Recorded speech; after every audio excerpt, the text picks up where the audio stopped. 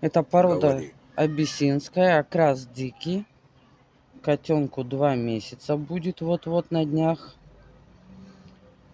Порода абиссинская отличается очень сильной лаской. Они любят людей, контактные очень с маленькими детьми. Они их не царапают, даже когда их дети таскают.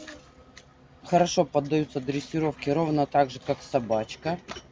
Только эту кошечку можно научить не только сидеть, лежать и ко мне, а еще и другим всяким интересным командам.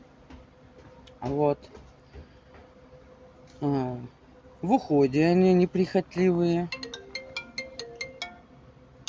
Что еще хочу сказать? Одна из Подписываемся, редких пород считается. подписываемся и ставим лайки. Да. Крутые котята, короче.